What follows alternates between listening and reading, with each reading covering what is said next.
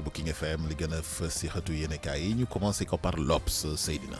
jërëjëf Al L'Obs ci xëtam bu njëkk tey fi mu ko dooree moom mooy port de Dakar drogue bi nga xam ne ñu ngi ko fay jàpp fan yi ci ñetti fan yu mujj yi rek. daanaka lu toll ci 1 tonne bu cocaïne maanaam 1000 kilos jël nañ ko fa léegi nag l'Observateur moom xuus na ci bu baax wax na secret yi nga xam ne am na ci biir li ci laxasu ba ñu jàpp 1 tonne cocaïne boobu ci biir loolu nag nee na am ci fi jamono yi may waxe yow nii fukki sénégalais ak juróom jàpp nañ leen yoo xam ne daal seen loxo taq na tuuti ci wàllu cocaïne boobu ñu leen tudd waaw. et puis foofu caméra rek la. waaw foofu caméra la donc mu mel ni sax et puis à un niveau international. donc am na feneen foo xam ne fa la mbir mi jógee donc L'Obs xuus na ci bu baax a baax wax na tamit coup de fil bi nga xam ne téléphone bi nga xam ne douane jot nañ ko pour mën a pisser maanaam bateau boobu nga xam ne daal moom moo indi drogue bi donc ci biir loolu nag am na ay experts yu Interpol yoo xam ne ñu ngi leen xaar ci Ndakaaru incessamment du yàgg dara mu am Abdoul Mbaye ak Mimi Touré tamit nee na lan moo tax ñu bañante ñoom ñaar l'Observateur def na si enquête bu yaatu ci page 5 am dugg na ci daal li tax Mimi Touré ak Abdoul Mbaye bañante daal nekk na loo xam ne lu yéeme la waaw lu yéeme la loo xam ne daal L'Obs moom wax na si ci wàllu tàggat yaram tamit L'Obs taxaw na si tey bu baax Aliou Cissé nee na daal war nga ñoo joxaat tuuti gaz waaw pour ñu mën a départ muy match bi am tey diggante Kenya ak Sénégal bu 19h jotee donc fi mu nekk nii Aliou Cissé daal moom mi ngi wax mbiru corps à corps daal ak mental daal loola parce que xam nga entraîneur kii bi Kenya bi dafa dox ci seen xel quoi nee na xam na ne Sénégal équipe bu dëgg la mais amuñu mental. maanaam fort ñu ko Aliou Cissé nag affaire bi merloo ko mu ne na waaj a arrêté quoi li muy wax dara wóolu ko si quoi donc déjà loolu. nekk na loo xam ne daf si xam nga fan yi tamit ñi ngi waxtaan ci ñi nga xam ne dañ leen di jàpp di leen tooñ ci internet beeg yi demee noonu di wax ñii dañoo ñaaw ak yi demee noonu ñi ci gën a fës daal moom mooy Krépin Diatta ak Amadou Sall doomu kii président bi ak ki nga xam ne moom mooy Oumy Diagne te mu doon jouer théâtre bi waaw ñoom ñett daal la ñuy wax mais bon je me dis que la beauté intérieure donc li ñuy wax nii rek pour man ay waxu tappale la vraiment du sujet sax voilà du sujet quoi donc voilà mi ngi noonu donc ku ñaaw ak ku ñaawal moom xool jikko la ñuy xool quoi. exactement waay voilà le soleil. soleil moom ci li mu ñëw mooy ñi nga xam ne ñoom ñooy favori ñun dañu jógee ci statut favori dem ci statut sursitaire waaw donc waaw il faut être lucide aussi hein. waaw foofu daal lañ ñëw. tey nag soleil nee na gët yëpp. dem na ci bu 19h jotee suñu match bi contre Kenya donc déjà loolu nekk li nga xam ne daal boo gisee xëtam bu njëkk tey ci loolu kese la nekk Sénégal nag. non gars yi dinañ gérer. oui mais amuñu choix. voilà amuñu choix parce que déjà kële moom jël na paie ba pare. Algérie donc ñun ñooy. yàlla nañu perte tey. waaw ñun ñooy jël deuxième donc voilà bu ñu jëlee deuxième il faut ñu xool ou au pire des cas jël meilleur troisième parce que léegi 24 équipes la quoi. dëgg la mais loolu dadul wax ñun mënuñu nekk Sénégal ñu jox ñu statut. favori ba pare ñu nekk première équipe ci Afrique ba pare ñu ñuy wax ay wax ay aw. wax nañ ko bu baax wax nañ lépp. voilà nañu gagné. nañu gagné voilà donc tout ce qu'on leur demande de faire. loolu mooy wax ji quotidien. quotidien moom dafa ñëw tey ci CAN 2019 ba léegi nee na bataille psychologique maa la ko doon wax léegi ci diggante ñaari coach yi donc fi mu nekk nii nag waa ji entraîneur Kenya la guerre des mots entre Kenya bi nee na Sénégal aay nañ trop mais amuñu mental loolu nag moom dafa nekk loo xam lu doy waar. ñoom nag aay ñu te dañu am mental. dañu am benn problème voilà loolu wax léegi Aliou Cissé nee na waa ji tëj gémmiñam quoi parce que loolu muy wax noonu moom ay waxu du ak moom sax ci terrain bi lañ leen di xaar. waaw ay waxu caaxaan la quoi donc Aliou nag laaj na ko yow loo xam ci mentalu Sénégal yow lan nga ci xam yow. kan football bi la seetaan xam naa moo tax ñu xaw ñëw yëpp tuuti rek. waaye na góorgóorlu Aliou Cissé na góorgóorlu rek. Aliou Cissé na góorgóorlu donc mu mel ni kon mentalement mais nag nañ moytu dugg ci piège bi. parce que bu nee Sénégalais yi aay nañ mais mentalement ils sont pas bons donc mun nañ ñëw provoquer leen mentalement pour xool est-ce que dinañ ci foofu la ñu tàkkee ñoom. waaw amul benn problème. waaw loolu daal mooy dafa nekk li nga xam daf si taxaw douane nag jàppaat na 798 kilos bu cocaïne. man bu jàppoon ay yamba sax ñu mun wax mais. mais est-ce que tu te rends compte d'une chose. fii Sénégal léegi dafa devenir une plaque tournante de la drogue affaire bi dafa doy waar. mais dafa mais heureusement ñu ngi naan ko ñëpp. dafa yéeme 798 bëri kilos barke démb ñi jël 238 kilos au total bu ñu ko defee presque dafay nekk 1 tonne et poussière donc yoo xam ne jàpp nañ ko fii ci diiru ñetti fan donc mu nekk loo xam ne wax dëgg neex yàlla doy na ci waar lool donc déjà loolu daal moom kon douane fi mu nekk nii daal def nañ saisie boo xam ne saisie bu mag la. Vox Populi. Vox moom ñëw na nee na port ci la waxaat wàllu drogue bi 1 tonne 3 de cocaïne lañ jël ci 3 jours ginnaaw bi ñu jëlee 238 kilogrammes cocaïne yi mercredi ci guddi 798 kilogrammes de cocaïne moom daal lañ jàppaat démb fële ci Môle 1 donc mu mel ni daal nekk na loo xam ne bu ñu xaymaa li muy def yëpp valeur bi 22 milliards la. dafa bëri. trop bu ñu ko xaymaa yëpp daal 22 milliards la Vox Populi ñëwaat na ci Lions yi nee na défaite interdite tey moom xaw ma kan mais défaite moom bokkul sax ci sunu vocabulaire donc kon déjà loolu nekk na ci football léegi entraîneur yu Kenya bi nekk saay-saay bu wër nee na daal moom xam na mentalité joueur yu sénégalais yi booy daal tànguñu quoi booy tàng donc déjà loolu dafa nekk li nga xam ne daf si taxaw maître Bokar Thiam aussi xam nga mooy avocat Alioune Sall nag fan yii xaw nañ koo teg ci suuf de. parce que daal waaw temps yi moom journée bi mu démissionné ba léegi daal. su dee ko xaw a gars yi may xaw ma jàmm tuuti ñu ngi ci waxu drogue bi nag. le témoin ñëwaat na ci drogue bi 798 kilogrammes de cocaïne moom lañ jël fa li nga xam ne moom mooy port doy na waat valeur marchande de drogue bi daal daanaka 200 milliards ñoom lañ wax 200 milliards bëri na nag. bëri. 200 milliards moom bëri na donc kon déjà waa technopo waa kii. waa nu mu tëdd sax gars yi def kii bi police frontière yi. waa douane Ecopol. Interpol. dañuy ñëw. ah non c'est sûr. dañuy ñëw parce que loolu nekk na li nga xam ne. xam nga dëkk yi dañu am ay convention. ok ku saisir drogue bu xaw a important dañuy ñëw gestu ko xam nga dañu am ay convention daal. moo tax yenn saa yi ñuy joxante ay information. waaw xam nga position yenn yenn drogueurs yu mag yi maanaam ak voilà quoi circuit bi. waaw en tout cas daal waaw doy na waar daal donc témoin daal moom tey ci loolu noonu la xëy mu nekk loo xam ne daal mbiru drogue bi wax na ci bu doy waar. Dakar Times nag moom moo xotti mbir mi moom. waaw nee na suspect yi gars yi xam nañ leen. waaw nee na ñu am ñu fit. waaw nee na près d'une tonne de cocaïne daal d'une valeur d'environ 200 milliards donc yoo xam ne daal douane Sénégal jàpp na ko daal suspect yi fi mu ne nii kii nañ leen de am na ci 7 personnes yoo xam ne jamono yi may wax ak yow nii tembe ñu ngi garde à vue. Donc ci biir ñooñu nag nee na am na ay agent de sécurité am na ay nit yoo xam ne biir port la ñuy liggéey ak ñoo xam ne ci benn bateau bi li ñuy wax que ñu ne ñoom it fa la ñuy liggéey kii nag moo ko wax. nu mu tudd sax Dakar Times moo ko man xaw ma ci lu ñu sukkandiku pour wax ko peut-être bu enquête bi doxalee xam naa bu ñu leen woowee du ñàkk dinañ ci joxe ay information waaw en tout cas daal ñoom loolu la ñu wax.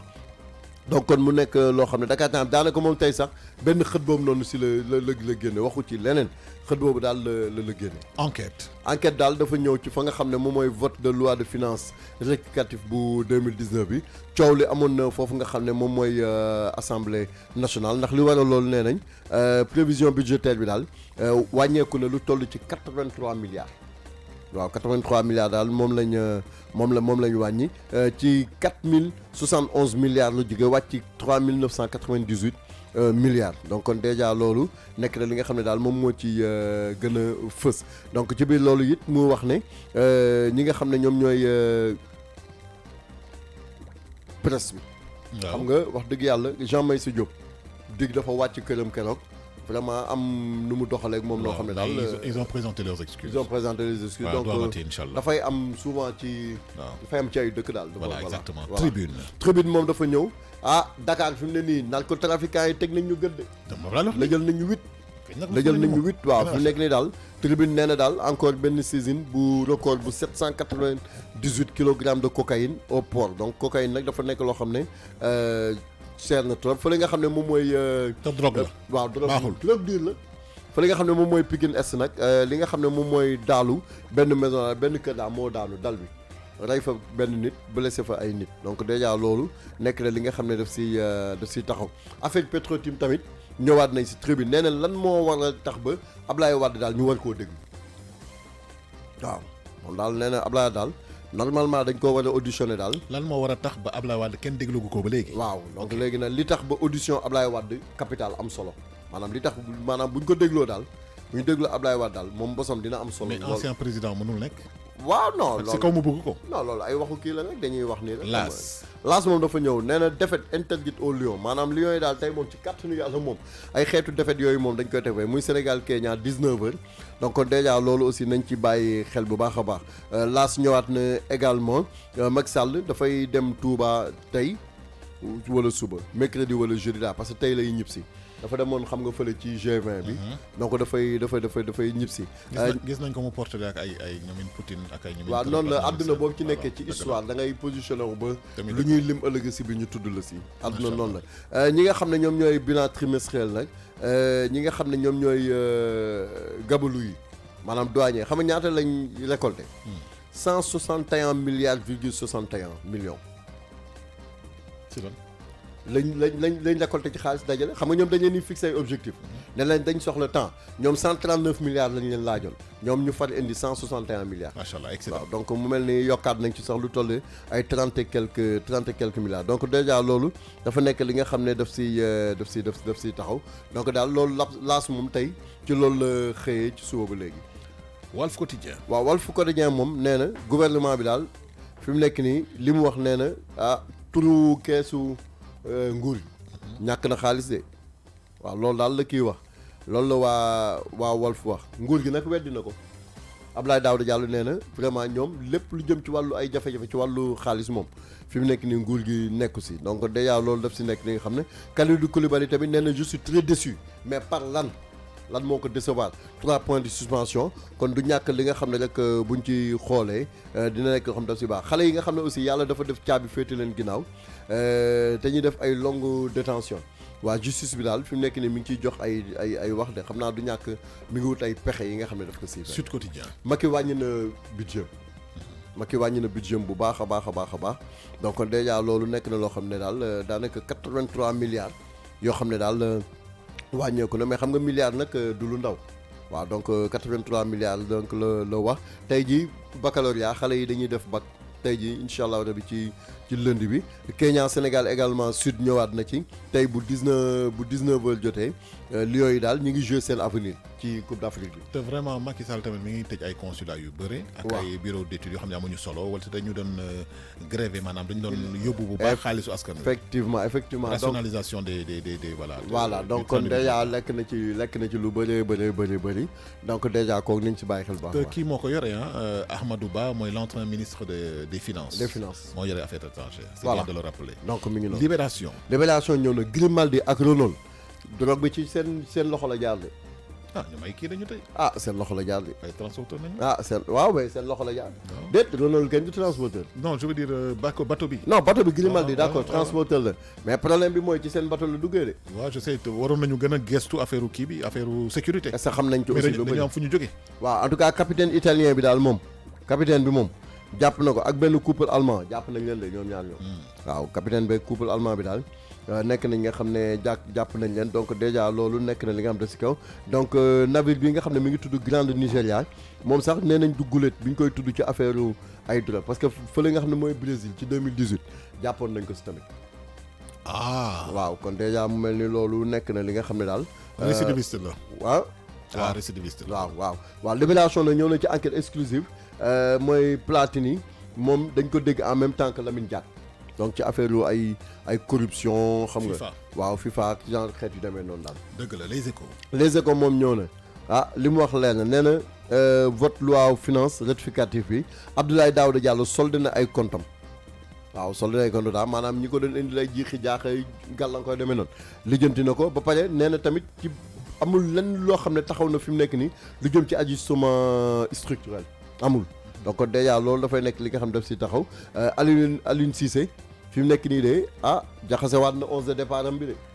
nagaña rek am na ñu bees ñuy dugg de. nagaña rek am na ñu bees ñuy ñëw ku ci mel ni Gana Gueye ak Ismaïla Sarr ñoom dañuy ñëwaat. Sabaly ak gars yi dañ la doon laaj. waaw Gana Gueye ak Ismaïla Sarr dañuy ñëw Sabaly moom dafa forfait moom vraiment moom dafa gaañu quoi donc Lamine Gassama Saliou Ciss ak Pape Abdou Cissé ñooy ñëw Pape Abdou Cissé xam nga moom défenseur la. Saliou Ciss mooy latéral droit bi donc ki nga xam ne moom mooy Lamine Gassama aussi day ñëw donc mu nekk ñoo xam dem si kii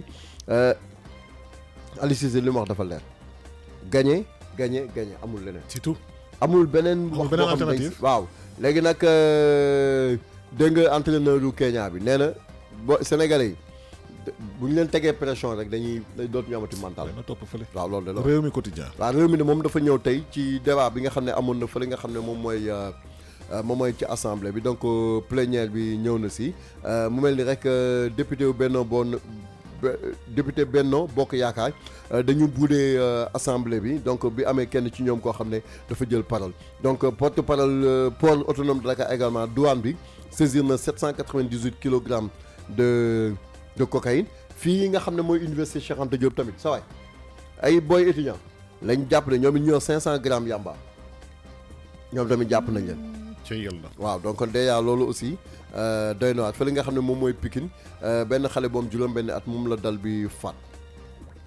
stade tàggat yaram. tàggat yaram ñu ñëw ci li mu wax mooy dafa woone ki nga xam ne moom mooy Sadio Mané woone benn joueur Kenya woone entraîneur Kenya bi ak Aliou Cissé ñoom ñëpp ku ci nekk tàllal sa loxo ku ci nekk di xool maanaam mu nekk bés boo xam ne c'est décisif donc loolu nekk loo xam ne tey jii nii il faudra ñu bàyyi si xel bu baax a baax a baax ba mbir mi mun a kii donc Aliou Cissé ak Migné moom fi mu nekk nii seen mbir yombal parce que lu nekk ñu ngi ko ciy wax di ci sànnante ay xeer yu demee noonu quoi donc le moom nee na ñii Sénégal bu ñu leen tegee pression seen mental jeex Aliou Cissé nee na ko yow loo si xam lu si. waaye na topp fële. waaw sunu lamb. sunu lamb affaire bi du sedd de sa booy bi booy ñëw. moo la dëggee de. sama booy. démb kii seen face à face bi tàng na jël. nee nañ ay xeex yu méttee métti donc déjà affaire bi moom amul sax di kii booy bi nee na ko xeex bu tàng jël bu asarne boo xam ne amul rëppi moo ci am keneen ki ne ko yow di nga xam man la laay saf boo ko ñamee donc kon déjà loolu waaw loolu de la ko wax kii la dëggee de nee na ko dina am xeex bu tàng jël boo xam ne du am rëppi te du day tàng maanaam comme mburu ci fuur yaa ngi dégg te moom sax man xam na li may saf booy bi nee na ko daal booy ñaan nee na ko bu dee da nga bëgg xeex rek bisimilah yaa woo nga naat ci guuxum soow. en tout cas daal làmb ji dina neex trop. nee na ko woo nga naat ci guuxum soow de léegi nag ci biir loolu nee na ko maa ngi lay xaar je t'attends de pied ferme boo ñëwee nag ñu lijjanti ko ba xool rek en tout cas mu mel ni combat boo xam ne bu yéeme la Modou Lo xam nga dafa waroon ñib si daa raté volom de moo tax face à face bi xam naa ne altine lañ koy mujj defar rek. daa doon am ay pénalité. Non mais vol kat est-ce que kii am la. soo ñëwee waxtu. waaw soo ñëwee waxtu da nga jël sa vol waaye waaw donc ñoom daal tey suñu làmb daal moom loolu la génnee àll donc mu mel ni daal Lac de Guiers ak Boy Niang daal soreetul de. le 13 juillet bii la. laa ilaaha illallaah mooy dimanche bi bis topp. voilà tey lépp leer. waaw. comme yow nag xam naa fi nga far. xam naa fi nga far. booy ma jaxaseeg nit ñi. booy xam naa fi nga far. waaw xam naa fi nga far. yoo daal waxoon nga ma fi nga far. Gris Bordeaux daal mi ngi lay wër. kan di. Gris Bordeaux. mais Gris Bordeaux Fass la dëkk. te man am naa benn copain bu dëkk Fass bu tudd Issa Ndongo. man nag booy bu soxor la te wuy ma booy bu soxor la. booy Issa Ndongo. booy bu soxor la bi ko fi Gris Bordeaux di jëm a kii booy bi. tàng xol. booy bu soxor moo nekk noonu. booy Issa maa ngi lay nuyu Issa sama copain bi nekk Fass maa ngi lay chat. jërëjëf 11h ba 14h King Feeling 14h ba 16h Lisa Georgia teew fii doxal King détente musique douce bi ngeen bëgg heure yooyu waaw calmement. Sophie Badji 16h 18h incha allah rabbi Koko Jin teew pour le Jukebox international suba ñu teewaat fii.